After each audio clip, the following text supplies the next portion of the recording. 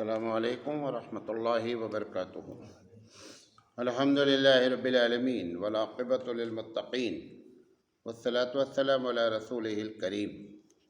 محترم حضرات، آج جمعرات ہے اور سوال جواب کی نشست ہے، اور 26 جو ہے وہ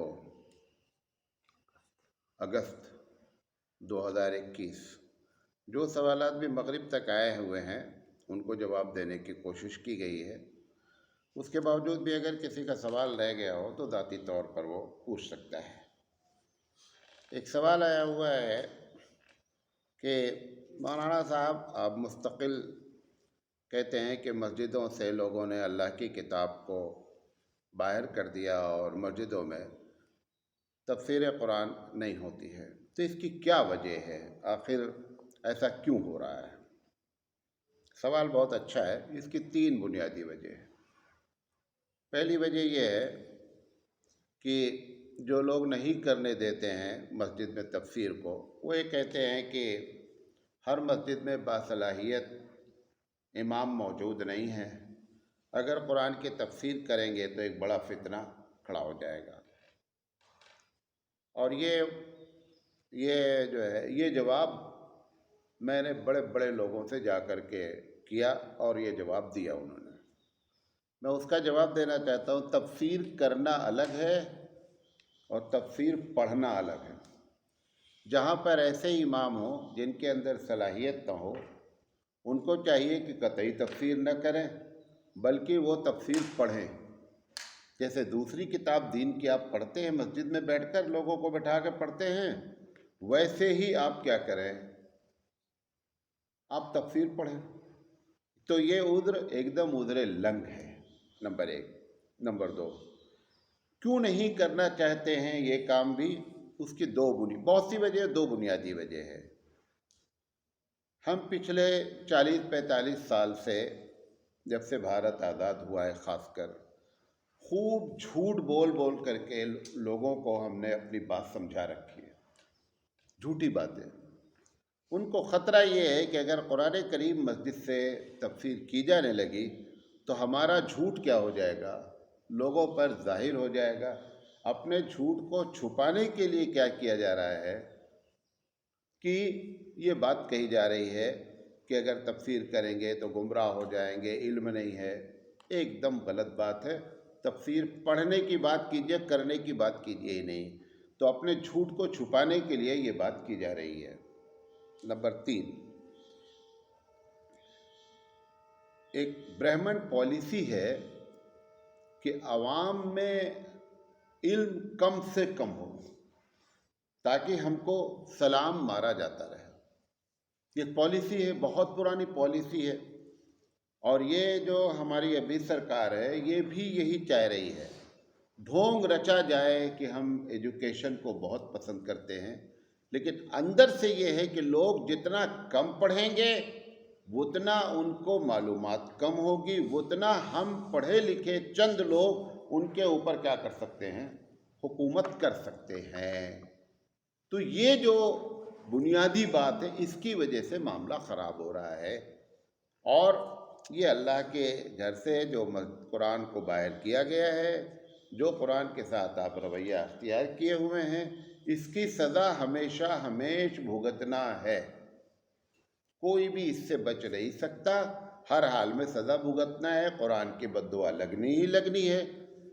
سب سے بڑی بد دعا یہ ہے کہ آپ اور ہم مسلمانوں کے درمیان میں کبھی بھی ایک بڑا طبقہ متحد ہو، کبھی نہیں ہوگا، کیونکہ متحد ہونے کے لیے اللہ تعالیٰ نے قرآن کریم کو بیس بنایا تھا۔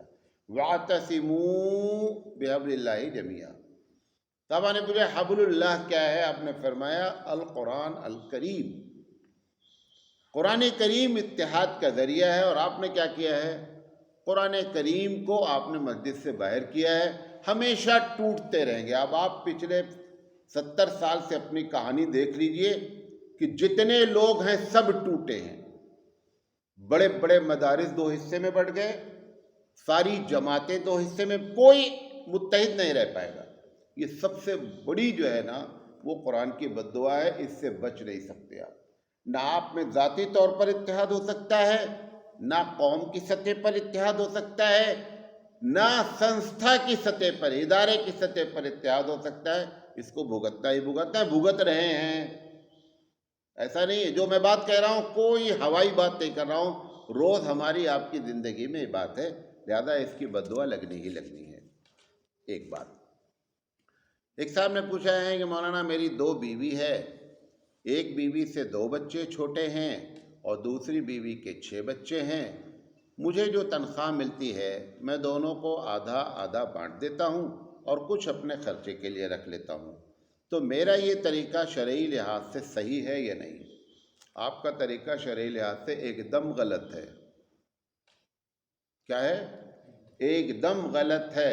مثال کے طور پر آپ کی تنخواہ 5,000 روپے ہے، آپ نے 1,000 روپے اپنے لیے بچا لیا، 2,000 ایک بیوی کو دے دیا، 2,000 ایک بیوی کو دے دیا، دیکھنے میں تو بہت برابر لگ رہا ہے، لیکن جس کے 6 بچے ہیں اس کو بھی 2,000 میں گزارا کرنا ہے، اور جس کے 2 بچے اس کو بھی 2,000 میں گزارا، تو انصاف کہاں ہوا؟ اس میں ہونا یہ چاہیے تھا، اگر آپ کو 5,000 آپ کی سیلری تھی، 1,000 روپے آپ نے اپنے لیے بچا دیا، 500 روپے اس بیوی کو دیتے، 500 روپے اس بیوی کو دیتے، ٹھیک؟ 2 بچوں کے لحاظ سے 500 روپے 2 بچے 1,000 ایک بیوی کو دیتے، اور 6 بچے والے کو 500 کے لحاظ سے 3,000 روپے الگ سے دیتے، تب جا کر کے انصاف ہوتا۔ بات سمجھے؟ بہت لوگ ایسی غلط فہمی میں ہیں کہ میں نے دونوں بیوی کو، بچے کس کے ہیں؟ بچے بیوی کے نہیں ہیں، بچے تو کس کے ہیں؟ باپ کے ہیں۔ جس کو 6 ہے اس کو 6 کے لحاظ، آپ بیوی کو نہیں، آپ 6 بچوں کا خرچہ دیجئے اس کی ماں کو، 2 بچوں کا خرچہ دیجئے اس کی ماں کو، تب جا کر کے انصاف ہوگا۔ یہ آپ جو سمجھ رہے ہیں میں بہت بڑا تیر مار رہا ہوں، بہت بڑا انصاف کر رہا ہوں، سب سے بڑی ناانصافی کر رہے ہیں۔ پوچھا گیا کہ عورت کے جنازے کو غیر محرم کندھا دے سکتا ہے یا نہیں؟ ایک دم دے سکتا ہے۔ ارے محرم کے اوپر لگا دو گے تھک جائے گا بابو۔ اگر خدا نہ خواستہ 4 محرم ہے جنازے میں، انہیں کو کندھا دینا ہے تو ان کا جنازہ نکل جائے گا جو کندھا دینے جائیں گے۔ ایسے ایسے فتوے لوگوں نے دے رکھے ہیں، اور یہ سب فتوے ہماری عورتوں کے ہیں۔ پوچھا گیا ہے ڈاکٹر کا کہنا ہے کہ بچہ نارمل نہیں ہے، حمل سے ہے عورت، ڈاکٹر کا کہنا ہے کہ بچہ نارمل نہیں ہے اور ابھی 3 ماہ کا حمل ہے، اور نارمل سے مراد یہ ہے کہ بچے کے دل میں سوراخ ہے اور بچہ دماغی طور پر جو ہے وہ بہت چھوٹا ہے دماغ، اس لیے کیا ایسی شکل میں اسقاط کرایا جا سکتا ہے، ابارشن کرایا جا سکتا ہے؟ اس سلسلے میں دیکھیں بہت احتیاط کی ضرورت ہے۔ سب سے پہلے تو کسی اچھے مسلم ڈاکٹر سے جو حرام حلال جانتا ہو اس سے مشورہ کیا جائے، نمبر 1۔ نمبر 2، 4 مہینے سے پہلے کی بات ہے، مجبوری درجے میں اگر جان کا خطرہ ہے یا حالات ایسے ہیں تو بعض لوگوں نے یہ فتویٰ دیا ہے کہ 4 مہینے سے پہلے اگر ایسا ہے تو اسقاط کرانا جائز ہے، لیکن یہ بہت مجبوری درجے میں اور بہت حالات خراب ہونے کی شکل میں، تو بہتر یہ ہے کہ اچھے ڈاکٹر سے مشورہ کر کے پھر کوئی قدم اٹھایا جائے۔ ایک صاحب نے سوال کیا ہے کہ مولانا صاحب تاریخ کا مطالعہ کرنے سے عظمت صحابہ پر فرق پڑ رہا ہے، کیا کریں؟ اور پھر انہوں نے مثال دی ہے کہ جیسے میں نے کربلا کا واقعہ سنا، پڑھا، اور جنگ جمل سنا اور جنگ صفین سنا، تو وہ پڑھنے کے بعد پھر صحابہ کی وہ عظمت نہیں رہ گئی جو اس واقعے اور تاریخ کے پڑھنے سے پہلے تھی، تو کیا تاریخ کا پڑھنا چھوڑ دیا جائے؟ آپ مشورہ دیں، جواب دے رہا ہوں، غور سے سنیے گا۔ سب سے پہلے اسلام میں غلو جائز نہیں ہے۔ کیا نہیں جائز ہے؟ غلو کسے کہتے ہیں؟ جس چیز کو شریعت نے جس مقام پر رکھا ہے اس سے زیادہ آپ اس کا احترام کریں، آپ اس سے زیادہ اس کے بارے میں اچھی رائے رکھیں، نتیجہ یہ نکلے گا کہ یہ بات پیدا ہو جائے گی۔ آپ صحابہ کو سمجھتے کیا ہیں؟ انسان سمجھتے ہیں۔ انسان سے غلطی ہو سکتی کہ نہیں ہو سکتی ہے؟ اگر آپ نے یہ سمجھ رکھا ہے کہ یہ صحابہ ہیں، ان سے غلطی ہی نہیں ہو سکتی ہے، اب وہ غلطی جب آپ ان کی نظر آئے گی تو آپ کی عظمت پہ دھکا لگے گا۔ تو سب سے پہلے یہ سمجھ لو کہ اہل سنت والجماعت کا صحابہ کے بارے میں عقیدہ کیا ہے۔ اگر صحیح عقیدہ جانیں گے تب یہ بات کیفیت نہیں ہوگی. انسان ہے، غلطی ہوتی ہے. اللہ کے رسول صلی اللہ علیہ وسلم کے بارے میں اگر تمہارا یہ عقیدہ ہے کہ اللہ کے رسول عالم الغیب ہیں، سب کچھ جانتے ہیں، ٹھیک ہے، جو آپ کا عقیدہ ہے، جس دن آپ کو یہ صحیح حدیث ملے گی جس میں اللہ کے رسول نے فرمایا کہ انتم عالم بامور دنیاکم، کہ لوگوں ہو سکتا ہے کہ تم دنیاوی معاملات میں مجھ سے زیادہ جانتے ہو، یہ حدیث جب آپ کو ملے گی تو آپ کو پھر نبی کی عظمت پر بھی کیا ہو جائے گا. جیسا ہم تو سمجھتے تھے حضور کو سب کچھ معلوم ہے، حضور خود ہی کہہ رہے ہیں انتم عالم بامور دنیاکم، کہ دنیاوی معاملات میں تم مجھ سے زیادہ جانتے ہو. تو سب سے پہلے صحیح بات معلوم نہ ہونے کی وجہ سے یہ آپ کی کیفیت ہو رہی ہے. نبی کریم صلی اللہ علیہ وسلم سے کوئی بھی شرعی لحاظ سے غلطی ہونے کے چانس ایک دم نہیں ہیں، لیکن انسانی کمزوریاں ہو سکتی ہیں. اللہ کے رسول کو نیند آتی ہے، نیند انسانی کمزوری ہے. بھوک لگتی ہے، انسانی کمزوری ہے.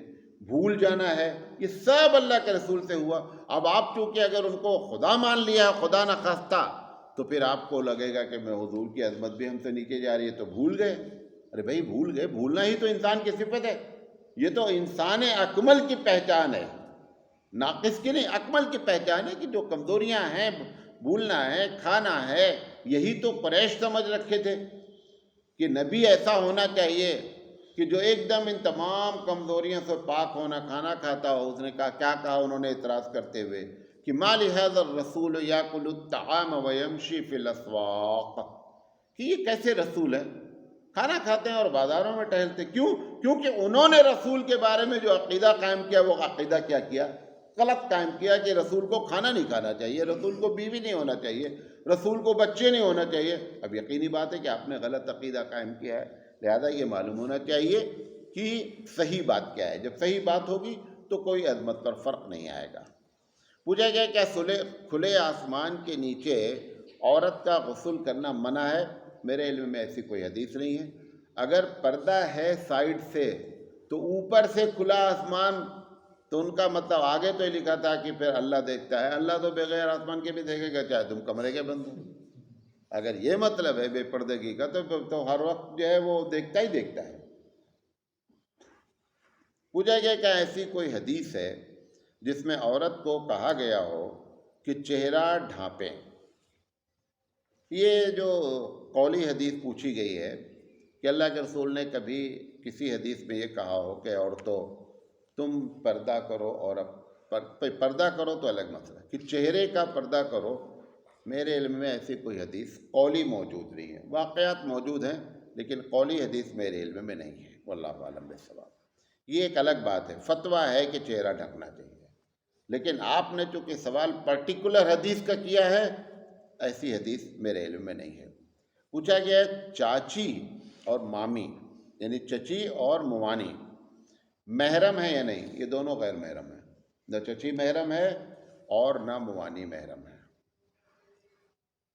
ایک صاحب نے کہا مولانا صاحب میں ایک جگہ رہتا تھا تو پڑوسی نے کبھی کوئی سامان بھیجا، اس کا برتن میرے ساتھ آ گیا، اور اب میں نے گھر تبدیل کر دیا ہے، وہ برتن میرے ساتھ آ گیا، تو اب میں اس کا کیا کروں؟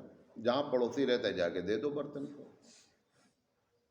اگر برتن کو ضبط کرنے کا ارادہ نہیں ہے، خوف خدا ہے، تو پڑوسی تلاش کرو کہ اب وہ کہاں گیا اور جاؤ اس کا برتن اس کو واپس کر دو، سیدھی سی بات ہے. اور اگر خدا نخواستہ سارے وہ پڑوسی کے سب لوگ مر گئے ہیں تو برتن کو صدقہ کر دو، اور اگر برتن بہت پرانا ہو گیا ہے تو اس کی قیمت کا صدقہ کر دو، اور اس کی نیت کر لو جس کا برتن اس کو ثواب ہو جائے. لیکن افضل یہ ہے کہ اس سے جا کر کے برتن کو واپس کیا جائے.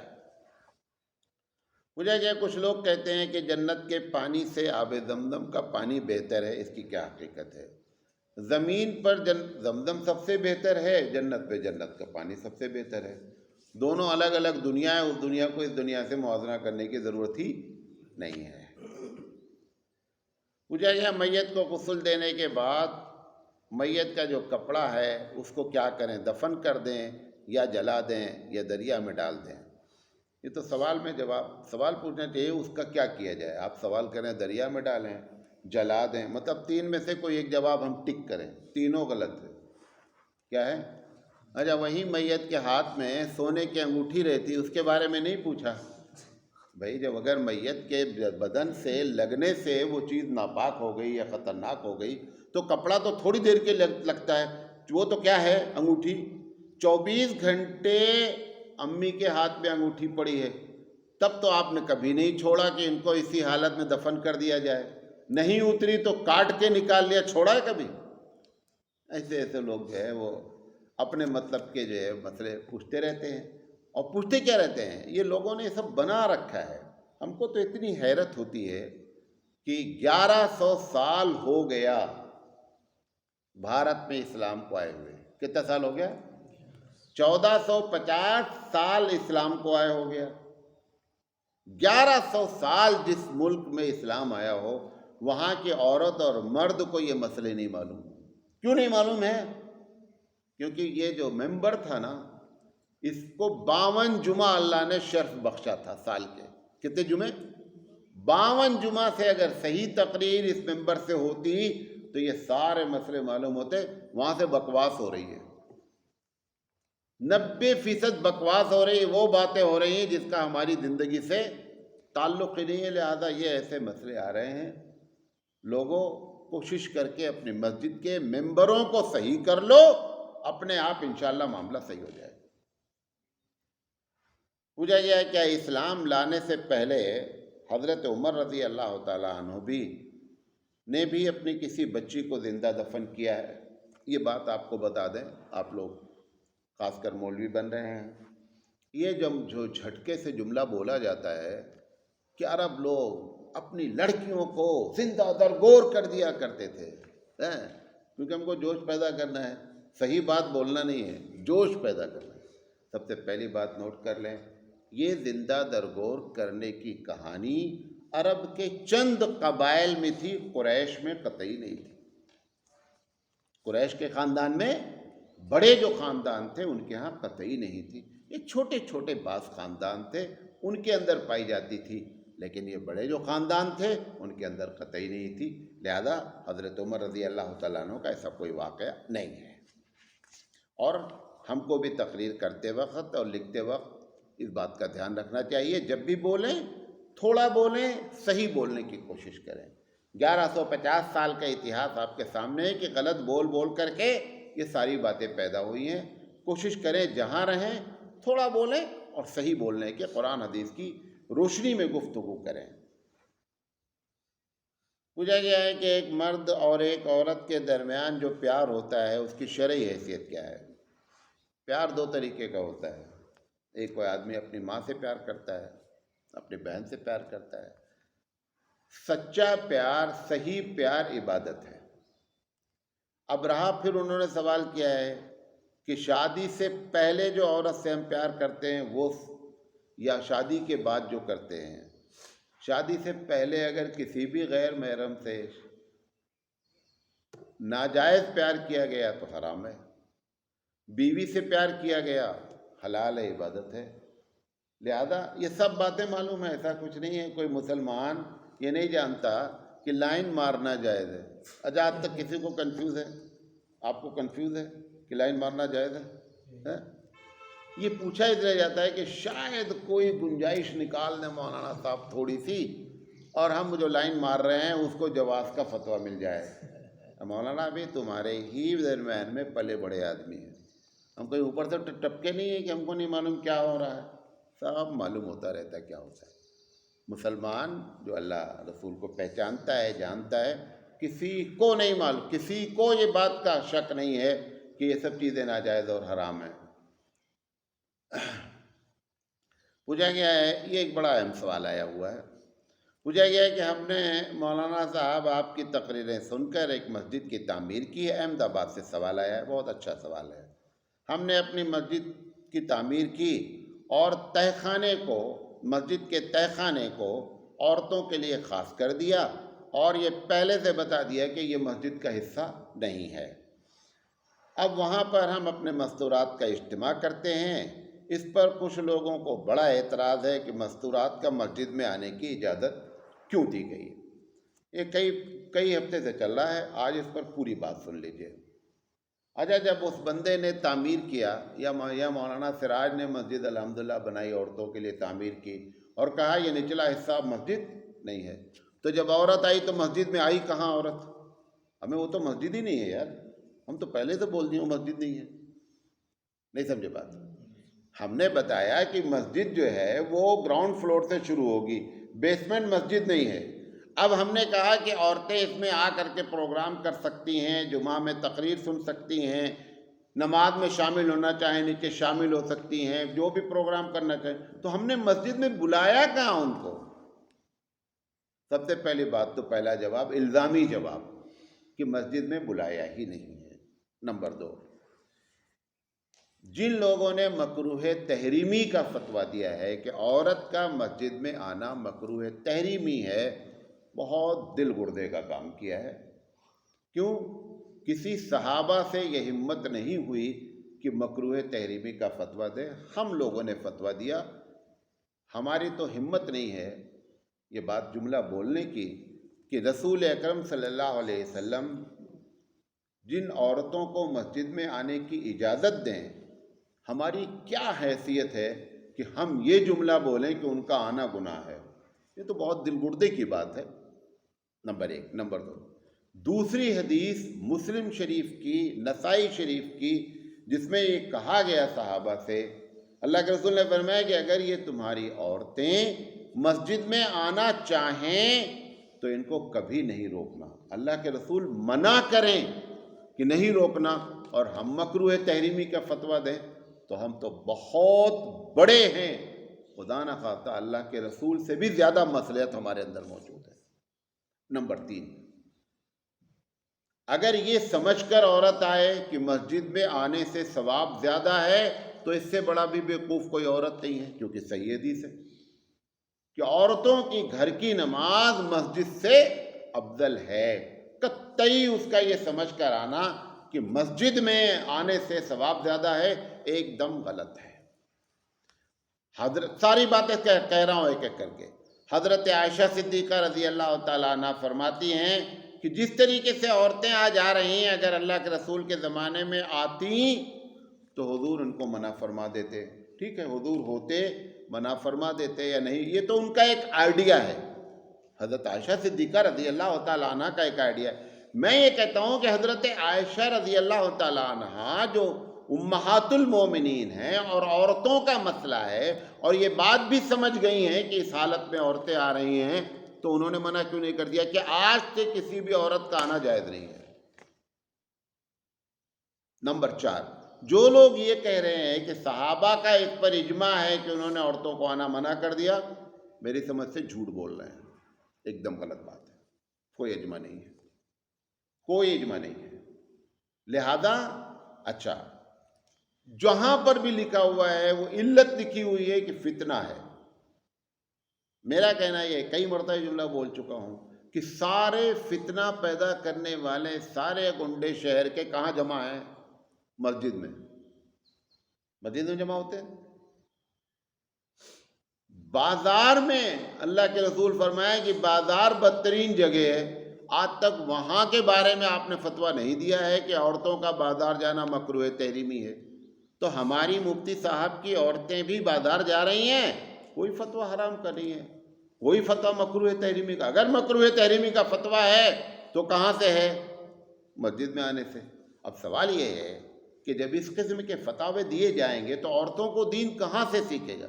بھائی جماعت میں جائیں تو فتویٰ کی ناجائز ہے، مسجد میں آویں تو فتویٰ ناجائز ہے کہ نہیں آ سکتی ہیں، تو دین کہاں سے سیکھیں گی؟ دین ہم جو بتائیں گے وہ سیکھیں گی۔ ہم کو کتنا معلوم ہے یہ ہم جانتے ہیں، اور پھر ہم وہ بات کیوں بتائیں گے جو ان کے فیور میں ہوگی؟ ہم کو تو ان کے اوپر حکومت بھی کرنی ہے نا۔ وہ حکومت کرنے کے لیے اگر صحیح بات ان کو معلوم ہو گئی تو گڑبڑ ہو جائے گا، ہماری کھٹیا کھڑی ہو جائے گی۔ بہت سے لوگ ہیں شروع میں کہ عالمہ عورت سے شادی کرنا ہے۔ اب آپ کو معلوم ہے یہ پرسنٹیج گرا، ہم سے ایک صاحب کہنے لگے مولانا عالمہ سے شادی نہیں کرنے کا ہے۔ کیوں بھائی نہیں کرنا ہے؟ کیا پرابلم ہے؟ اس نے گناہ کیا ہے کوئی جو عالمہ بنی ہے؟ وہ صاحب کہنے لگے مولانا صاحب ساری باتیں دین کی جان جائے گی، ہماری حکومت نہیں چلے گی، تو عورتوں کو اندھیرے میں رکھنا ہے تاکہ ہماری حکومت ان کے اوپر چلنا ہے۔ تو جن جن ذرائع سے، بھلے آپ کی نیت ہو یا نہ ہو، نتیجہ یہی نکلنا ہے۔ اور یہ بندے کا یہ کہنا ہے کہ میں عالمہ سے شادی نہیں کروں گا کیونکہ عالمہ دین جان جائے گی۔ جیسے یہاں پر ایک وہ ہوا، میاں بیوی کا مسئلہ تھا، تو لڑکی والے نے کہا کہ دونوں کی بیٹھک ہو رہی تو کسی عالم کو بلا لیا جائے، تو انہوں نے کہا مولانا سراج صاحب اپنے محلے کے آدمی، چلو ان کو بلا لیا جائے، ان کے سامنے بات کی جائے۔ انہوں نے کہا اگر مولانا سراج آئیں گے تو مسئلہ قطعی حل نہیں ہوگا۔ لڑکے والے نے کہا کیوں نہیں حل ہوگا بھیا؟ انہوں نے کہا کہ وہ دین کی باتیں کریں گے۔ اب آپ اندازہ کریں، دین کی ہم بات کریں گے تو مسئلہ حل نہیں ہوگا، اور وہ حرام بات کریں گے تو مسئلہ حل ہو جائے گا۔ جاؤ بھگتو بدماشو، قرآن حدیث کے خلاف کام کرو، جاؤ بھگتو۔ جب تمہارے مزاج میں، ہمارے مزاج میں یہ ہے کہ دین کے بات کریں گے تو مسئلہ حل نہیں ہوگا، تو جاؤ مہیلا منڈل سے مسئلہ حل کراؤ، اس جج سے مسئلہ حل کراؤ جو استنجا نہیں لیتا ہے پانی، اس سے مسئلہ حل کراؤ۔ نہ اس کو قرآن معلوم نہ حدیث معلوم، اس سے مسئلہ حل کراؤ، حل کرو۔ یہ ہمارا مزاج بنتا جا رہا ہے۔ خلاصہ کلام یہ ہے عورتوں کے بارے میں کہ جن لوگوں نے بھی فتویٰ دیا ہے مکروہ تحریمی کا، ایک مرتبہ وہ غور کریں کہ نہ صحابہ نے فتویٰ دیا، اور اللہ کے رسول کے زمانے میں عورتیں آتی تھیں، منع کیا کہ منع نہیں کرنا۔ اور مسلم شریف کی روایت ہے کہ عبداللہ بن عمر، حضرت عمر کے لڑکے، ان کے بیٹے کا نام بلال سے انہوں نے کہا کہ دیکھو اللہ کی باندیوں کو، اللہ کی بندیوں کو مسجد میں آنے سے منع نہیں کرنا۔ بلال عبداللہ حضرت عمر کے پوتے ہیں، عبداللہ بن عمر کے لڑکے ہیں، انہوں نے کہا میں مسجد نہیں جانے دوں گا۔ عبداللہ بن عمر اتنا ناراض ہوئے، مسلم شریف کی روایت ہے، اتنا ناراض ہوئے کہ میں تجھے رسول اکرم کی حدیث پیش کرتا ہوں اور تو کہتا ہے کہ میں مسجد میں نہیں آنے دوں گا۔ یہی سیم بات ہو گئی جو انہوں نے ڈانٹا کہ اللہ کے رسول کہہ رہے ہیں منع نہیں کرو، اور ہم بولتے ہیں اگر آئیں گی تو گنہگار ہوں گی۔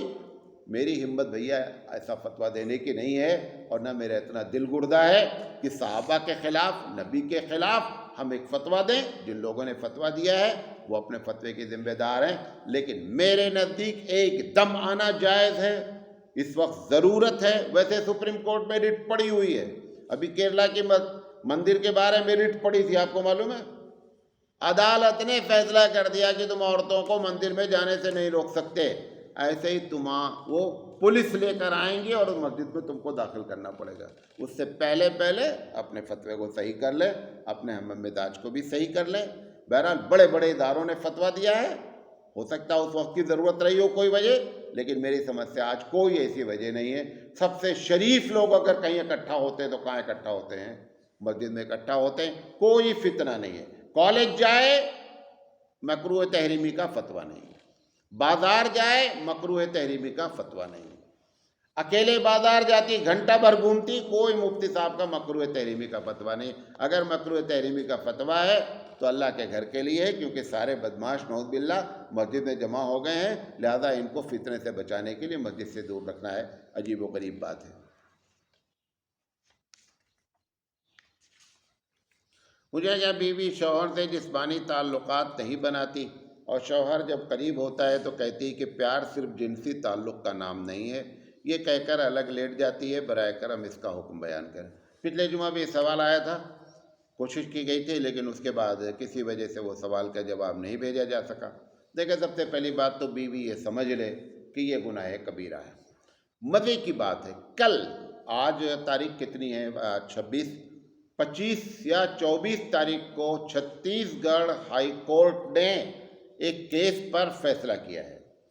فیصلہ یہ تھا کہ بیوی نے کیس کیا تھا شوہر کے اوپر کہ میرا شوہر مجھ سے تعلق قائم کرتا ہے بغیر میری مرضی کے اور زبردستی، یہ زنا بالجبر میں آئے گا کہ نہیں؟ شریعت تو کبھی اس کو زنا بالجبر نہیں مانتی تھی، وہ جج بھی جانتا ہوگا بیچارہ جو فتویٰ دے، اس کی بھی تو بیوی ہوگی نا۔ اگر عورت کی مرضی کے تحت صحبت قائم ہوگی تو انشاءاللہ 60% صحبت ہی نہیں ہو پائے گی، 60% صحبت نہیں ہو سکتی ہے، کیونکہ جب بھی آپ صحبت کریں گے ان کا دل ہی نہیں چاہے گا، تو 60% تو ایسے ختم ہو جائیں گے۔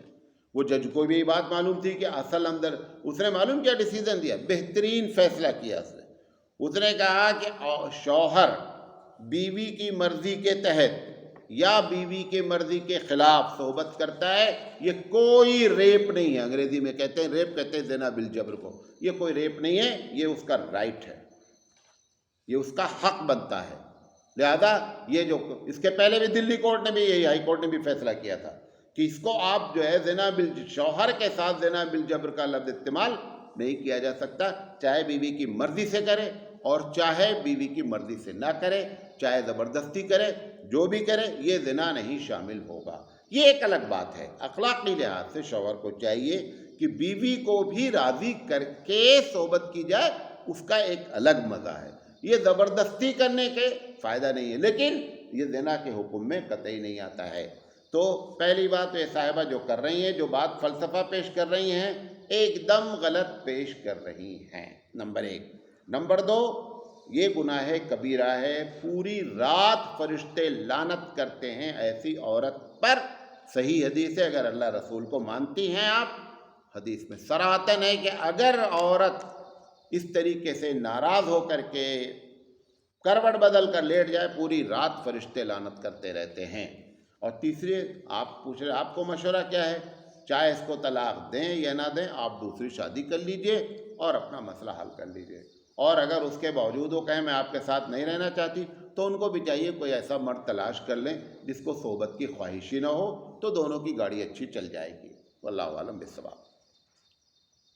پوچھا گیا کہ گھر میں تصویر یا جانور کا مجسمہ لگانا کیسا ہے؟ صراحتاً منع ہے حدیث میں، اور رحمت کے فرشتے ایسے گھروں میں نہیں آتے ہیں، صراحتاً حدیث ہے، نہیں کرنا چاہیے۔ پوچھا گیا نماز کے بعد جو دعا پڑھتے ہیں اللہم انت السلام، یہ کب پڑھی جائے؟ نماز کے بعد سب سے پہلا عمل جو اللہ کے رسول صلی اللہ علیہ وسلم، آپ تو کیا کرتے ہیں، کچھ لوگ سینے پر ہاتھ رکھتے ہیں، کچھ لوگ سر پہ ہاتھ رکھتے ہیں، جس کا جہاں دل چاہتا رکھتا ہے۔ ایک صاحب ادھر رکھ لیے دائیں طرف، میں پوچھا ادھر کیا؟ انہوں نے کہا دل۔ ہم نے کہا دل ادھر نہیں ہوتا، ہاتھ بدلو۔ کیوں؟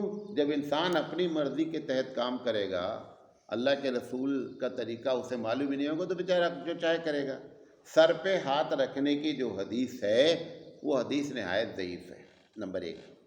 صحیح حدیث کے ہوتے ہوئے آپ ضعیف حدیث کو صحیح حدیث کے جگہ پہ لا کے کھڑا کر دیں، ایک دم۔ آپ کرنا چاہتے ہیں بطور علاج، آپ کریے، میں منع نہیں کر رہا ہوں، لیکن نماز کے سلام پھیرتے اللہ کے رسول کی عادت کیا تھی؟ استغفر اللہ، اللہ اکبر کہنے کی تھی۔ اس کے بعد اللہم انت السلام، سب بخاری کی روایت ہے، اللہم انت السلام و منک السلام۔ لہذا اس کا یہ مقام ہے۔ نماز کے بعد کا مطلب یہی ہے کہ فوراً یہ بات پڑھی جائے۔ یہ کوئی واجب کا درجہ نہیں ہے، یہ سنت ہے۔ آپ کچھ بھی نہ پڑھیں تو بھی کوئی گنہگار نہیں ہے، لیکن کم سے کم ایسی چیز نہ کریں جو سنت کے خلاف ہو۔ آپ سر پہ ہاتھ رکھنا چاہتے ہیں علاج کے لیے، ساری دعا پڑھ لیجئے، آخر میں وہ بھی کرنا چاہتے ہیں کر لیں، لیکن یہ کہ جیسے ہی سلام پھیرے ایسا سر پہ ہاتھ اٹھاتے ہیں، عبادت پڑ گئی ہے کہ لگ رہا ہے جیسے کہ نماز کا ایک جز ہے، خدا نخواستہ، یہ ایک دم غلط بات ہے۔ پوچھا گیا انسانوں کی جان تو ملک الموت نکالتے ہیں، جانوروں کی جان کون نکالتا ہے؟ جانوروں کی جان بھی ملک الموت نکالتے ہیں۔ پوچھا گیا کیسے نکالتے ہیں؟ یہ بھی سوال ہے۔ اچھا، ہماری والی ہم کو معلوم نہیں ہے کہ کیسے نکالتے ہیں، ان کی والی ہم کیسے بتا دیں گے؟ ہماری جان کیسے نکالتے ہیں ملک الموت معلوم ہے کسی کو؟ نہیں۔ جب ہم کو اپنی نہیں معلوم ہے تو ان کی کیسے معلوم ہے؟ ایک بات، حدیث میں تو یہاں تک ہے، انس بن مالک رضی اللہ تعالیٰ عنہ، کہ مچھر کی بھی جان باقاعدہ حکم سے نکالی جاتی۔ کتنے مچھر ہیں؟ 10-12 تو رہیں گے نا، انگنت ہیں، کیڑے مکوڑے، سمندر، کیا کیا ہیں، سب اللہ کی قدرت ہے۔ کون نکالتا ہے؟ ملک الموت۔ وہ ملک الموت ایک ہے، ملک الموت کا ڈپارٹمنٹ ہے، یہ ساری باتیں اللہ ہی بہتر جانتا ہے، لیکن بغیر اللہ کے حکم سے مچھر بھی نہیں مرتا۔ ایک صاحب نے بڑا لمبا سوال کیا ہے کہ میری ایک دوست ہیں، ان کی شادی جس سے ہوئی تو ان کے گھر والے پہلے سے شیعہ تھے، لیکن وہ لڑکا جو ہے وہ کہتا تھا کہ میں شیعہ نہیں ہوں، لہذا شادی کر دی گئی، اور اب وہ لڑکا جو ہے وہ شیعہ طریقے کی پیروی کرنا چاہتا ہے۔ تو ہم کو ڈر ہے کہ ہمارے بچے کیا ہوں گے، مطلب بچہ ہو چکا ہے تو بچوں کا کیا ہوگا اور اب میں کیا کروں؟ دیکھیں شیعہ دو طریقے کے ہوتے ہیں، ایک شیعہ عقیدے کے لحاظ سے ہیں، ایک شیعہ عمل کے لحاظ سے ہیں۔ اگر عقیدہ یہ ہے کہ ابو بکر نعوذ باللہ پہلے کافر ہیں، حضرت عائشہ کافرہ ہیں نعوذ باللہ، اے مولانا رات میں جگیں گے تو ایسے ہوتا ہے، حضرت عائشہ نمبر 1 کی کافرہ ہیں نعوذ باللہ، قرآن مجید مکمل نہیں ہے، اگر یہ عقیدہ تمہارے شوہر کا ہو گیا ہے اب، تو پھر ایسی شکل میں ہمارے نزدیک کے نکاح ہی ختم ہو گیا، نکاح نہیں رہا۔ اور اگر یہ نہیں ہے، محض یہ عقیدہ ہے کہ حضرت علی رضی اللہ تعالیٰ عنہ ابو بکر سے افضل ہیں، تو یہ کہنے سے کوئی آدمی کافر اور مرتد نہیں ہوتا ہے۔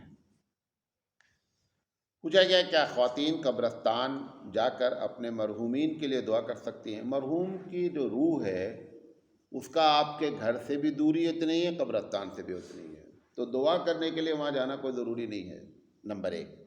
نمبر 2، عورتوں کا قبرستان جانا بنیادی طور پر آپ کو بتا دیں منع نہیں ہے، منع کیا گیا ہے کیونکہ وہاں جا کر کے واویلا ہوگا اور ساری خرافات، بغیر منع کیے تو قبر پر یہ حالت ہے، انہیں عورتیں قبرستان نہ جائیں۔ اعلیٰ حضرت نے تو 40 فتویٰ دیے ہیں کہ عورتوں کا قبرستان جانا حرام ہے، یہ اتنا فتوے کے باوجود تو ساری قبروں کی زینت کون ہے؟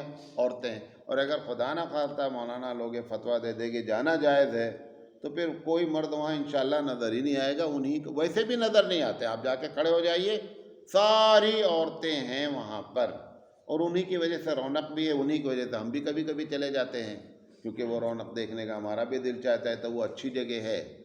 بازار جاتے ہیں تو مولانا صاحب کو لوگ بولتے ہیں ارے بازار میں ٹہل رہا ہے، دیکھو لائن مارتا ہے یہ، وہاں پہ کوئی نہیں بولتا ہے کیونکہ وہ اچھی جگہ ہے، لہذا وہ ایک بہترین ذریعہ ہے لڑکوں کو عیاشی کرنے کا، سمجھے نہیں؟ وہاں پر آ جاتی ہیں، برقع وغیرہ بھی پہنے رہتی ہیں اور ٹھیک ٹھاک معاملہ چل جاتا ہے۔ مجھے بہت سی جگہ معلوم ہے، نام نہیں لیں گے ورنہ گاؤں والے ہماری تقریر سنتے ناراض ہو جائیں گے۔ عورتیں عرس والے دن اپنے محبوب کے ساتھ بھاگنے کا پروگرام بناتی ہیں، جس دن عرس ہوتا ہے درگاہ شریف کا، اسی دن وہ بھاگنے کا پروگرام بناتی ہیں کہ یہ بہترین موقع ہے، وہ بھی آئے گا ہم بھی آئیں گے، کوئی ڈاؤٹ بھی نہیں کرے گا، نکل جائیں گے۔ وہاں کا منع کا فتویٰ دو بھیا، یہاں مسجد میں مکروہ ہے۔ اچھا مسجد سے آج تک کوئی لڑکی بھاگی ہے؟ کوئی نہیں بھاگی، سمجھے نہیں؟ الٹی باتیں ہو رہی ہیں۔ بہرحال قبرستان جانا جو ہے ناجائز ہے، منع کیا گیا ہے، اور منع کرنے کی بنیادی وجہ یہ ہے کہ وہ اویلا ہوگا، بغیر منع کیے جو حالت ہے الحفیظ الامان۔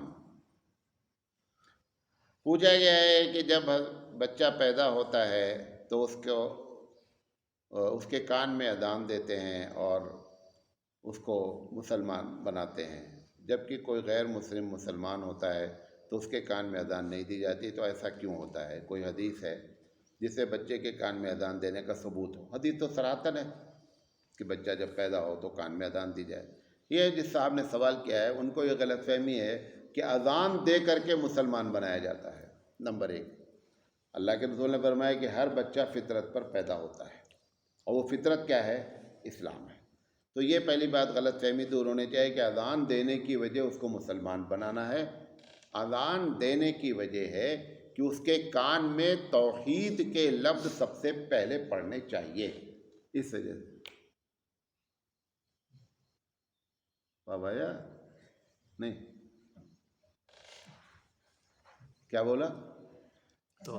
اذان دینے کی بنیادی وجہ توحید اس کے کان میں سب سے پہلے پڑے، لہذا مسلمان بنانے کے لیے نہیں، توحید۔ اب انہوں نے دوسرا جو سوال کیا ہے کہ جب بندہ مسلمان ہوتا ہے تو کان میں اذان کیوں نہیں دیتے؟ چونکہ پہلا قضیہ آپ نے غلط قائم کیا کہ مسلمان بنانے کے لیے اذان ہوتا ہے، اب یہ بندہ مسلمان بن رہا ہے تو اذان کیوں نہیں؟ اذان اس لیے نہیں ہے کہ وہ توحید کو جان کر ہی تو مسلمان بن رہا ہے، تو جب وہ توحید جان گیا تو اب اس کے کان میں اذان دینے کی ضرورت کیا ہے؟ بچہ تو نہیں جانتا تھا تو توحید کے لفظ ڈال دیے گئے، یہ تو بڑا ہو گیا ہے، سوچ سمجھ کر لایا ہے، توحید جانا ہے تبھی اسلام قبول کیا ہے، لہذا جب توحید کو جان گیا تو اذان دینے کی ضرورت کیا ہے؟ پوچھا گیا مولانا صاحب یہ حسینی برہمن کی کیا حقیقت ہے؟ آج کل سوشل میڈیا پہ بہت آتا ہے حسینی برہمن، یہ کیا معاملہ ہے؟ جن غیر مسلمین نے مرثیہ لکھی ہے، مرثیہ کہتے ہیں اس نظم کو جو حضرت حسین اور واقع کربلا سے متعلق لوگوں کے بارے میں لکھا جاتا ہے۔ تو بعض غیر مسلمین نے مسلمانوں کا دل جیتنے کے لیے، پیسہ کمانے کے لیے انہوں نے کیا کیا، مرثیہ لکھا، حضرت حسین، حضرت حسن، ان سب کا ذکر کیا۔ لہذا ان کو لوگوں نے کیا کہہ دیا کہ یہ حسینی برہمن ہے۔ حسینی برہمن کوئی ذات نہیں ہے، یہ لوگوں نے اپنے بنا لیا ہے، بیکار بات ہے۔ پوچھا گیا مولانا صاحب آپ نے کہا تھا کہ آرگنس ڈونیٹ کرنا جائز نہیں ہے۔ آرگنس کہتے ہیں جسم کے کوئی بھی پارٹ ہو، جیسے دل ہے، گردہ ہے، لیور ہے، تو کہتے ہیں ہمارے نزدیک اس جائز نہیں ہے، کیونکہ آپ اس کے مالک نہیں ہیں، جو مالک نہیں ہوتا وہ کسی کو ہدیہ نہیں کر سکتا ہے۔ تو جو لوگ آرگن ٹرانسپلانٹ کراتے ہیں اور زندہ رہتے ہیں، دیکھو زندہ رہنا الگ چیز ہے، دینا الگ چیز ہے۔ تو ان کا کہنا یہ ہے کہ علماء کرام بھی ایسا کرتے ہیں، وہ ان کا ذاتی معاملہ ہے، ان سے جب آپ فتویٰ پوچھیں گے تو وہ جائز کا فتویٰ نہیں دیں گے۔ پوچھا گیا ظہر کی نماز میں امام صاحب 2 رکعت پر بیٹھے، پھر تیسری رکعت پہ پھر بیٹھے اور چوتھی رکعت میں پھر بیٹھے اور انہوں نے سجدہ سہو کر لیا، تو نماز ہوئی کہ نہیں ہوئی؟ جو تیسری رکعت میں ایکسٹرا بیٹھے ہیں اس کی وجہ سے انہوں نے سجدہ سہو کر لیا، نماز ہو گئی۔ پوچھا گیا مولانا صاحب سلام کرنا کہاں کہاں منع ہے؟ بعض لوگ کہتے ہیں کہ کھانا کھاتے وقت، نہاتے وقت، وضو کرتے وقت، قبرستان میں، طہارت خانے میں اور جاتے وقت منع ہے۔ تو کہاں کہاں منع ہے؟ بنیادی پالیسی بتا دیتے ہیں۔ جب مصروف ہے کوئی بندہ تو اس کو سلام نہیں کرنا چاہیے۔ جب بندہ بزی ہو، چاہے اذان دینے میں بزی ہو، چاہے قرآن پڑھنے میں بزی ہو، چاہے کھانا کھانے میں بزی ہو، چاہے ٹوائلٹ کرنے میں، جس چیز میں وہ بزی ہے، درس، جیسے میں اس وقت درس دے رہا ہوں، میں بزی ہوں، اب وہ آ کر کے ایک صاحب باہر سے آویں، مولانا صاحب السلام علیکم، یہ اس وقت سلام کا وقت نہیں ہے، میں بزی ہوں۔ تو بنیادی وجہ کیا ٹھہری ہے؟ بزی۔ جس چیز میں بزی رہے گا بندہ، ایسے وقت میں بندے کو سلام نہیں کرنا چاہیے، اور اگر سلام کر لیا کسی نے تو اس کا جواب دینا واجب نہیں ہے۔ سیدھی سی ایک بات ہے۔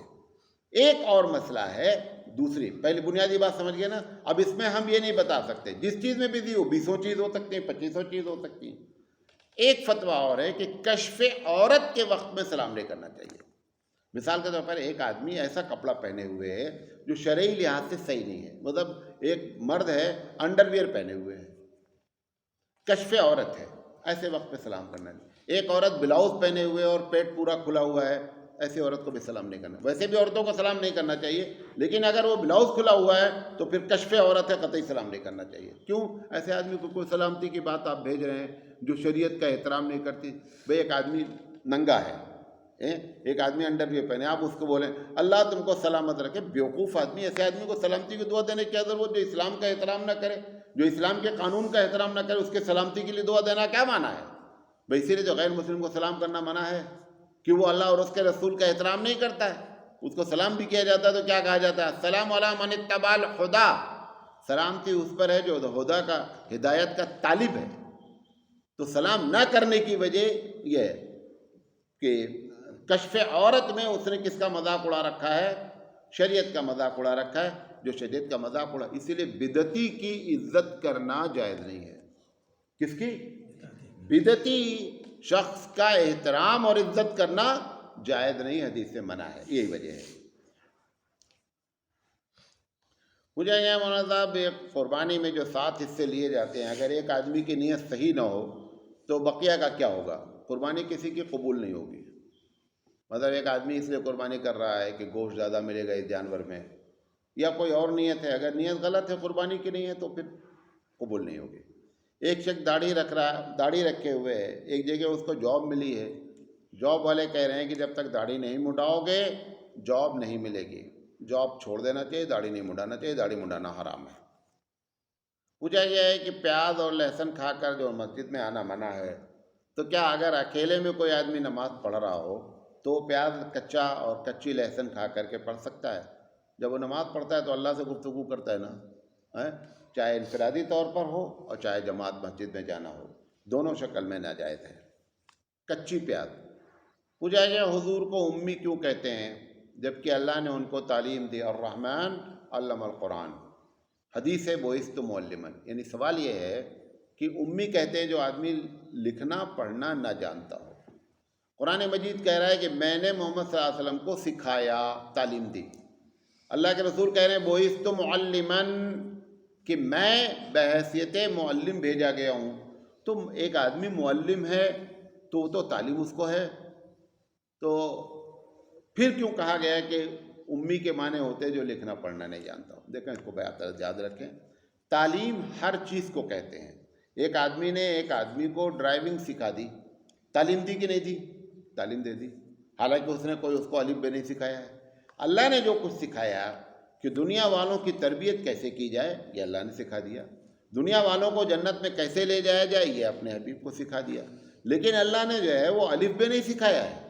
تو تعلیم، آپ کو اردو والوں کے مزاج میں تعلیم کا مطلب ہے کہ وہ الف بے لکھنا جان جائے تو تعلیم ہے، اور بقیہ چاہے کچھ نہ۔ اللہ کے رسول صلی اللہ علیہ وسلم کو اللہ نے اس بات کو نہیں سکھایا، بلکہ بقیہ تمام باتیں سکھائی ہیں۔ اور اس کی دلیل یہ ہے کہ آخری وقت میں 6-7 ہجری میں جب صلح حدیبیہ لکھی گئی، صلح نامہ لکھا گیا، تو اس میں لکھا گیا من رسول اللہ صلی اللہ علیہ وسلم الی القریش، ایسے الفاظ ہیں۔ قریش نے انکار کر دیا کہ میں رسول اللہ نہیں مانتا ہوں، یا رسول اللہ لفظ کاٹیں۔ حضرت علی رضی اللہ تعالیٰ عنہ نے لکھا تھا، تو حضور نے کہا کہ علی اس کو کاٹ دو۔ انہوں نے کہا میں اپنے قلم سے رسول اللہ لفظ کیوں کاٹوں، میں تو عقیدہ رکھتا ہوں آپ اللہ کے رسول ہیں۔ تو حضور نے فرمایا اچھا یہ بتاؤ لکھا کہاں ہے رسول اللہ؟ پتہ چلا کہ آپ پڑھ نہیں پا رہے تھے۔ تو آخری دور میں یہ بات ہوئی ہے، لہذا اللہ کے رسول صلی اللہ علیہ وسلم کو اللہ نے لکھنا پڑھنا جان بوجھ کر، پلاننگ کے ساتھ ہے، یہ جان بوجھ کر نہیں کہیے، پلاننگ کے ساتھ ہے، نہیں سکھایا تاکہ لوگ یہ نہ کہہ سکیں کہ یہ لکھنا پڑھنا جانتے تھے اور قرآن کہیں سے انہوں نے سیکھ لیا اور لوگوں کو آ کر کے بتا دیا۔ بہرحال ایک صاحب نے پوچھا ہے کہ مولانا صاحب MBBS کرنے والے لوگ 99% کامیاب ہیں، جبکہ ہمارے مدارس کے طلبہ 99% کامیاب کیوں نہیں ہیں؟ مطلب ایک آدمی MBBS ڈاکٹر بن گیا تو 99 بلکہ 100% سمجھ لیجئے کہ وہ جہاں ہے پیسہ کما رہا ہے، اپنا سب کچھ کا صحیح ہے۔ یہ مولوی لوگ جو فارغ ہوتے ہیں یہ کیوں نہیں کامیاب ہیں؟ اس کا 2 جواب ہے، غور سے سن لیں۔ پہلا جواب، MBBS ایک پروفیشنل کورس ہے۔ ایک ہوتا ہے تعلیم، کوئی بھی تعلیم ہے، آپ BA کر لیں MA کر لیں۔ ایک ہوتا ہے اس کے بعد ایک پیشہ وارانہ تعلیم حاصل کرنا۔ اگر مولوی کے کورس کو پیشہ وارانہ تعلیم سے موازنہ کریں گے تو مولوی ناکام نظر آئے گا۔ نہیں سمجھے بات میری؟ اگر یہ بھی پیشہ وارانہ تعلیم ہے، پروفیشنل کورس ہے، تو مولوی ناکام نظر آئے گا۔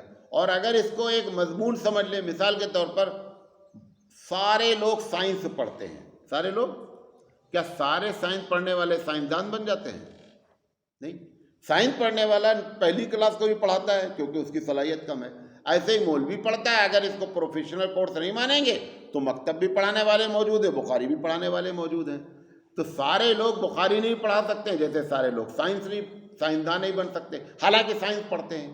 تو کس چیز سے آپ موازنہ کر رہے ہیں، اس لحاظ سے نظر آپ نے موازنہ کیا پروفیشنل کورس سے، لہذا ناکامی نظر آئی۔ اگر آپ اس کو مضمون کے لحاظ سے موازنہ کریں گے تو ناکامی نظر نہیں آئے گی۔ نیچے سے اوپر تک الگ الگ صلاحیت کے لوگ پیدا ہوتے ہیں۔ پوچھا گیا میت، اگر میت کے ایک بیٹی ہی ہو اور کوئی نہ ہو تو وراثت کیسے تقسیم ہوگی؟ پورا میت بیٹی کو دے دیا جائے گا۔ دوسرا سوال کیا ہے کہ اگر میت کے ایک بیٹی اور ایک بہن ہو تو وراثت کیسے تقسیم ہوگی؟ آدھا بہن کو دے دیں گے، آدھا بیٹی کو دے دیں گے۔ یہ باتیں آپ کے سامنے رکھنی تھی، امید ہے کہ آپ بات سمجھ گئے ہوں گے۔ وآخر دعوانا